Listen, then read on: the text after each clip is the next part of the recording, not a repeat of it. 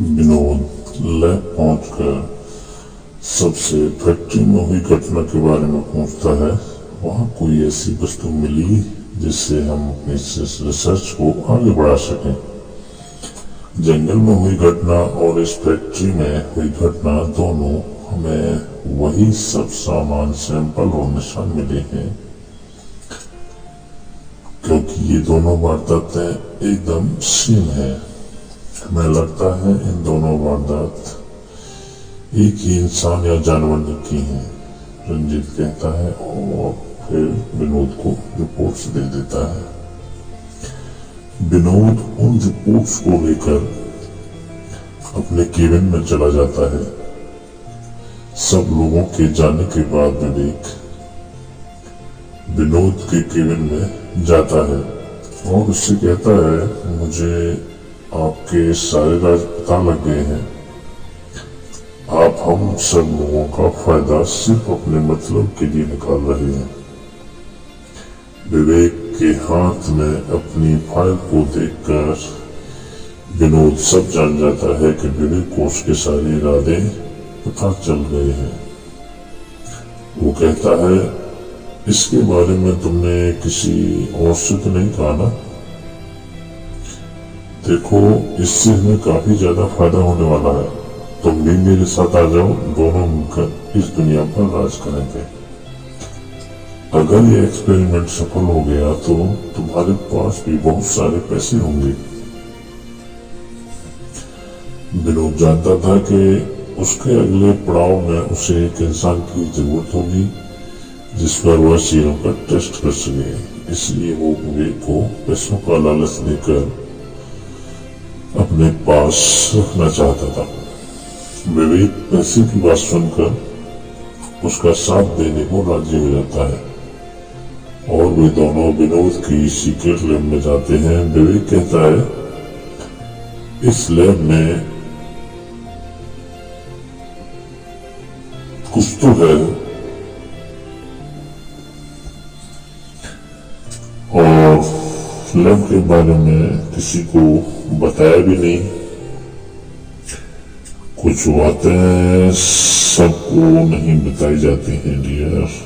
कुछ चीजें राजी रहें तो अच्छा है, विनोद विवेक से कहता है। फिर वो सीरम विवेक को दिखाता है। विवेक सीरम को टेस्ट करके उसमें कुछ बदलाव करता है और उसे विनोद को देते हुए कहता है, ये स्टेबल है। इसका टेस्ट हमें जल्दी से किसी इंसान पर करना होगा। मगर उसे विनोद के इरादों का जरा भी अंदाजा नहीं था। वो तो इस पर भी टेस्ट करने वाला था, लेकिन उसमें अभी वक्त था, क्योंकि वो एक ऐसा चिप भी बनाना चाहता था जिससे वो उस इंसान पर काबू कर सके जिस पर वो सीरम टेस्ट करने वाला है। उधर वैशाली के पापा बहुत सालों बाद अपने घर लौटते हैं और पुरानी कथाओं पर रिसर्च करते हैं, जिनके कारण उन्हें अक्सर घर के बाहर ही रहना पड़ता था। अपने पापा को देखकर वैशाली बहुत खुश हो जाती है और उसके गले लग जाती है। वैशाली के पापा उससे कहते हैं, मेरी प्यारी गुड़िया, आजकल तुम्हारा काम कैसा चल रहा है और किसकी खोज में निकली हो तुम? वैशाली उन सारी घटनाओं के बारे में अपने पापा को सब बताती है और कहती है, मुझे बिल्कुल समझ नहीं आ रहा ये सब क्या हो रहा है। उन सब की हत्या किसने की है? वैशाली के पापा भेड़िया मानव की प्रजाति के बारे में जानते हैं। वो कहते हैं कि जरूर उन भेड़िया मानवों का काम होगा जो दिखने में आम इंसान लगते हैं, मगर पूर्णमास की रात को वे आधा इंसान और आधा भेड़िया बन जाते हैं। वैसे तो इनकी संख्या काफी कम है, लेकिन ये अपना विस्तार कर रहे हैं। यह सुनकर वैशाली काफी डर जाती है। वैशाली के पापा उसको एक किताब देकर कहते हैं, मैंने उनकी प्रजाति के बारे में कुछ जानकारी हासिल की है और उसे इस किताब पर लिखा है, इससे तुम्हें कुछ मदद मिल जाए। वैशाली उनसे किताब लेकर अपने कमरे में चली जाती है और उसे पढ़ने लगती है। इससे भेड़िया मानव की कमजोरी और ताकत के बारे में पता चलता है, जिस पर वो विश्वास नहीं कर पाती। उधर अमर अपने कमरे में वैशाली की यादों में खोया रहता है। इस बात से अनजान की पूर्णमासी की रात जल्द ही आने वाली थी, जब वो एक शैतान में बदल जाएगा। आज वो रात फिर से आने वाली थी। अमर ने भी सोच लिया था, आज अपने अंदर के शैतान को किसी भी तरह से रोक लूंगा और किसी की जान नहीं लेने दूंगा। फिर वो लैब चला जाता है। इधर विनोद की सारी तैयारी पूरी हो गई थी और वो टेस्ट के लिए विवेक को राजी कर लेता है। शाम होते ही सब लोग लैब से निकल जाते हैं। तब विनोद और विवेक सीक्रेट लैब में जाते हैं और विनोद विवेक के गर्दन के पीछे वो चिप इंस्टॉल कर देता है, जिससे कि वो उस पर कंट्रोल कर सके। वो उसे जंगल में जाने को कहता है, जहां विवेक जाने लगता है। विवेक कहता है, ये टेस्ट हम यहाँ भी तो कर सकते हैं, जंगल जाने की जरूरत है। इस पर विनोद कहता है, मैं तुम्हारी ताकत और बाकी की सभी पावर्स का टेस्ट करूंगा, जिसके लिए ये लैब सही नहीं होगी। इसके लिए हमें जंगल जाना होगा। और वो दोनों जंगल की ओर चले जाते हैं। अमर भी लैब से निकलकर जंगल की तरफ जाता है। अमर को जंगल की तरफ जाते हुए वैशाली देख लेती है। ये अमर जंगल में इस वक्त क्यों जा रहा है? वो उसका पीछा करने लगती है। अमर ये जान जाता है कि वैशाली उसका पीछा कर रही है और वो वैशाली को चकमा देकर चला जाता है। वैशाली कुछ देख ही नहीं पाती। विनोद और विवेक जंगल में काफी अंदर आ चुके थे। अब विनोद विवेक पर सीरम लगाकर उसे दूर छुप जाता है। थोड़ी देर बाद विवेक पर सीरम का असर होने लगता है और उसकी शरीर की बनावट बदलने लगती है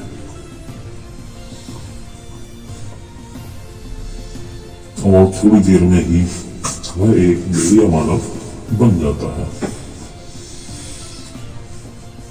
यह सब विनोद चुप कर देख रहा होता है और उस चिप से सब रिकॉर्ड भी कर रहा था। विवेक धीरे धीरे एक बड़ी भेड़िया में बदल जाता है और वह जोर से दहाड़ने लगता है। उधर वैशाली जंगल में अकेली खो गई थी और आसमान में चांद निकल आया था। अमर पर चांद की रोशनी गिरते ही वह एक खूंखार भेड़िया मानव बन जाता है। वैशाली को विवेक देख लेता है और उस पर हमला करने के लिए दौड़ता है। वैशाली उसे देखकर चिल्लाती है, क्योंकि वो दिखने में बहुत बड़ा और खूंखार था। इससे पहले कि वो वैशाली को पकड़ पाता, अमर वहां पर आ जाता है, जो कि खुद एक भेड़िया मानव बन चुका था। अमर विवेक की ओर से विवेक को जोर से मारता है। वो थोड़ी दूर जाके गिरता है। अमर वैशाली की ओर देखकर जोर से गुर्राता है। वैशाली अमर को देखकर बहुत ज्यादा डर जाती है, मगर अमर वैशाली को कुछ नहीं करता, मानो वो उसे बरसों से जानता हो। उसका प्यार उस शैतान को काबू कर लेता है। उधर विनोद का अमर के इस रूप को देखकर होश उड़ जाता है। वो कहता है, आखिर किस प्रकार का जानवर है? अमर वो विवेक लड़ने लगते हैं। वे लड़ते हुए बहुत दूर निकल जाते हैं। इसका फायदा उठाकर वैशाली वहां से निकल जाती है। विनोद वैशाली को देख लेता है और वो भी डरा हुआ होता है और उसके पीछे पीछे चलने लगता है। उधर अमर और विवेक लड़ते हुए बहुत अंदर चले गए थे।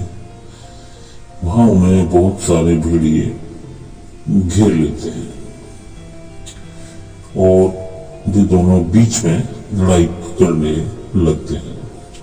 अमर विवेक पर भारी पड़ने लगता है।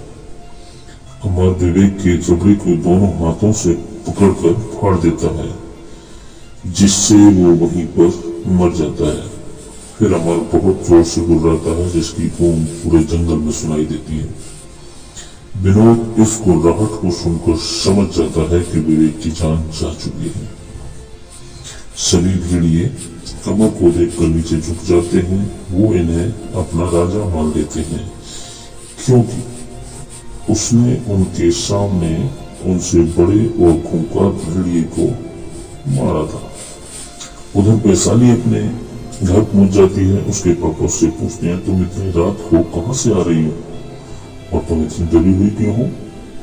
वो उन्हें कुछ भी बताने की हालत में नहीं थी और सीधी अपने कमरे में जाती है। ये देखकर उसके पिता काफी आश्चर्य होते हैं। अगली सुबह जब अमर को होश आता है, वो रोड के पास खुद को पाता है और जल्दी से वहां से उठकर अपने घर के लिए चला जाता है। घर जाकर वो रात्रि घटना को याद करता है। इस बारे में उसे सब याद रखता है कि किस तरह उसने उस भेड़िए को मार डाला और वैशाली की जान बचाई। हालांकि वो उस वक्त भेड़िया मानव के रूप में था। इस बात को उसको सबसे ज्यादा खुशी थी कि पहली बार उसके अंदर के शैतान ने किसी की जान बचाई। लेकिन उसे पता नहीं था कि जिसकी जान उसने ली थी वो एक इंसान ही था। उधर विनोद उस चिप को लाने की सोचता है, जिसको उसने विवेक की गर्दन पर स्टोर किया था। वो उस चिप को लोकेशन ट्रेस करके वहां से ले आता है। वह उस चिप को देखता है और रख लेता है और विवेक के जो टुकड़े टुकड़े पड़े हुए थे उनको इकट्ठा कर वहां पे जला देता है और चिप को लेकर वहां से निकल रहा होता है कि तभी इंस्पेक्टर विक्रम का फोन आता है और वह डर जाता है। आगे क्या होगा? क्या इंस्पेक्टर विनोद के साथ मिल जाएगा? क्या अमर इसमें फंस जाएगा? जानने के लिए सुनते रहिए भेड़िया मानव।